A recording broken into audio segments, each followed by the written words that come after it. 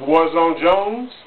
It's my Monday night review this week, and I gotta say, both shows was okay. Not one show I thought was better than the other. I thought both shows was right on the same level as far as putting on a good all-around show.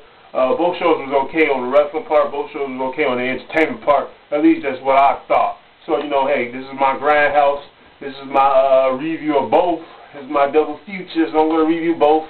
Not gonna talk about everything in each show. Just gonna talk about basically the more important things, the big things. So I'm gonna start off with Raw.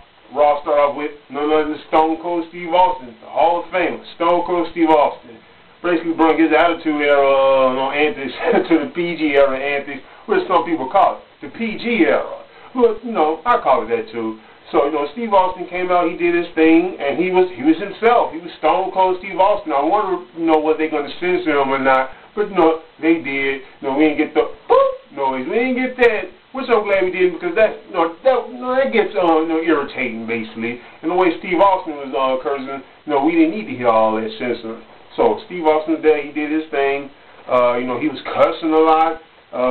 He had these little kids saying hell yeah. So these little kids they got a little taste of what we got when we was younger. They got a little taste of what we got when we was younger, and it looked like to me they enjoyed themselves. As a matter of fact, I think the cameraman, he cut from these little kids saying hell yeah, because there's one little kid sitting right next to them, and you can see him going hell yeah. And so as soon as Steve Austin said give me hell yeah, they cut from it real quick. At least that's what I think they were doing, so they wouldn't have that because it's PG. So that's what I think. Oh, then again, they could have just been cutting just to get another camera shot. So moving on though, but Steve Austin, he did his thing. He did his thing. He told about his WrestleMania matches. He did his thing. So moving on, TNA side of things, we had AJ Styles and Ric Flair. They came out, they did their random stuff that they normally do in the beginning of TNA. Now they cut a promo. AJ cut his promo. Talked about this. Ric Flair, he cut his promo. He bloodied himself up. Ric Flair bloodied himself up. This is when Ric Flair get crazy and he need a straight jacket. So why are you bloodying yourself up? He doing something that old school Mick Foley would do. Not that he hasn't done that before. He's done that in the WWE before. This is him when he gets crazy. But actually, shortly while, Jeff Hardy comes out, the charismatic enigma. Jeff Hardy, when he came out, he said something at the end of that promo. And at the end of that segment, that was weird. I can't remember what he said, but he said something weird at the end of that segment. Then the lights cut off. I guess he left. But he said something really weird at the end of that segment. But other than that, I thought it was pretty good segment. Pretty good interactive between Ric Flair and AJ. Towards Jeff Hardy. Ric Flair was talking about you're getting high and maybe making fun of for taking drugs. And I wonder if Jeff, is he okay with that? I guess he is. Hey, he's still there. And even CM Punk did it. But moving on back to the Raw side of things. They basically Raw start off with their first match, John Cena versus The Big Show. I figured that John Cena was actually about to get stunned by Stone Cold Steve Austin. A lot of people would have loved that. Woo! You boys would like that out there. Stone Cold Steve Austin would have stunned John Cena ass right there in the middle of that ring. Would have stunned his ass. You would have jumped out of your seat. Probably even made a video about it. But hey, what can I say? He didn't stun him, but hey, Big Show knocked his ass out. That's what happened. He basically got knocked out because Batista came walking down ringside. He got distracted, and he got knocked out by a hard right hand by the big man, the Big Show. I actually thought John Cena was going to win this match. Matter of fact, John Cena got his ass moved 3 weeks in a row, 3 weeks in a row. But hey, he has that underdog factor. That's part of his image, his gimmick. He's an underdog. So basically, he might actually just win his next match. To be honest with you. And after Raw, what we had after that. Can't remember what we had after that. But Big Show, Shawn Michaels versus Chris Jericho. This wasn't their best match, but. Not their best work, not their worst work. I think it probably is, but it was okay work. Bottom line, it was okay work. This match ended out in the count out. Chris Jericho got himself counted out. I guess they trying to make both guys look strong for WrestleMania, but then again, maybe they not, because after a while, when Chris Jericho was walking up the ramp, none other than Edge comes out and kicks his ass. He threw him into the crowd. He threw him over the ramp. He got him in the ring, and then he gave him a spear. He gave him a spear, and you know, this whole spear thing, it's like all of a sudden the spear is the coolest move in WWE right now. Like literally, the spear is probably the coolest move in the WWE right now. Because you know, spear. And then when he speared him, you know, it's like the way he said it, you know, the way Ed said this spear, like he got the mic, he said, spear. I mean, like he was whispering in his ear, something like that. Thought that was like he whispered in his ear on the mic. So he whispered loudly on the mic. You know, at least to me, that's what it seemed like to me. But you know, he speared him, and he's probably gonna lose. To be honest with you, Ed's probably gonna lose this match at WrestleMania because you know he keeps spearing Chris Jericho. He keeps whooping Chris Jericho's ass. You know, maybe that's what they should do. Not every Raw, not every Royal Rumble winner needs to win. No, Royal Rumble. So, but moving on. Let's move on back to the TNA side of things. We had on TNA. You know, Scott Hall, I don't know about Scott Hall. He didn't look that good. Then again, Kevin Nash didn't look that good.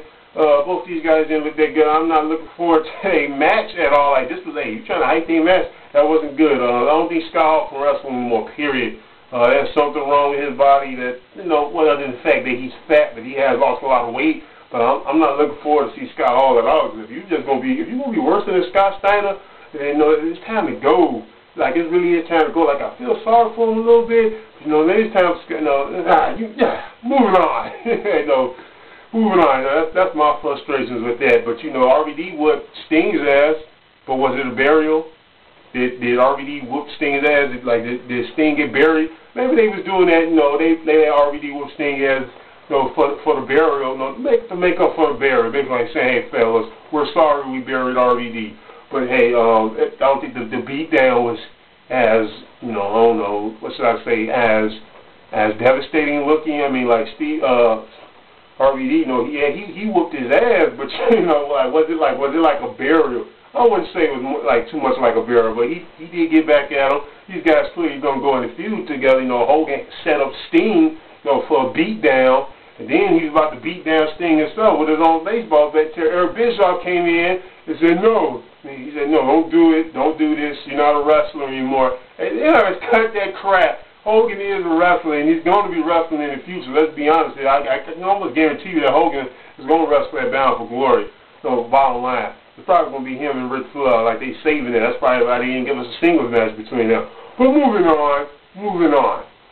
Let's go back on the Raw side of things. Happen on Raw. You know, we got a match between, you know, Randy Orton and Triple H. This overrated feud. You know, I remember this feud. People were so tired of this feud. I was so tired of this feud. Their feud was boring. This overrated feud. So I wasn't excited for this match. But the match was okay.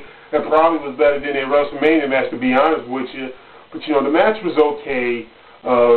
Legacy came in basically. They interrupted the match. It was a disqualification because they came in. And, Randy Orton is clearly a babyface. The man's a babyface. Let's see what he can do with this babyface thing. Sting and, Triple H and Sheamus coming out.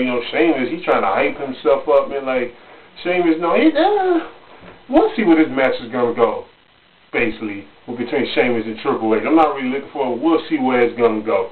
The Undertaker and Shawn Michaels. This is how important this Undertaker and Shawn Michaels match is. When you have all these other wrestlers who got WrestleMania matches of their own, big WrestleMania matches of their own, Triple H, Big Show, and John Cena, these guys are helping hype their match. Like, they're in their Undertaker Shawn Michaels video package. They're literally hyping their match.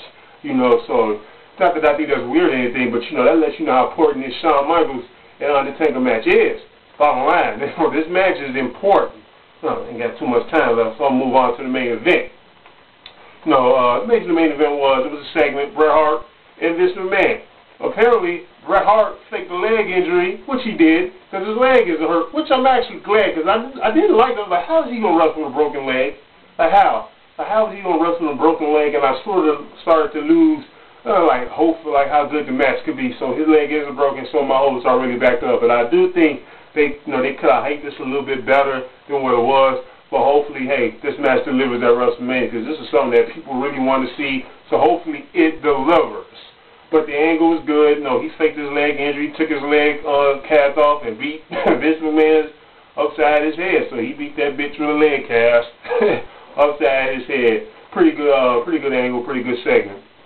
Moving on, to the main event in TNA. Main event in TNA was, it was okay. Sting versus AJ was okay.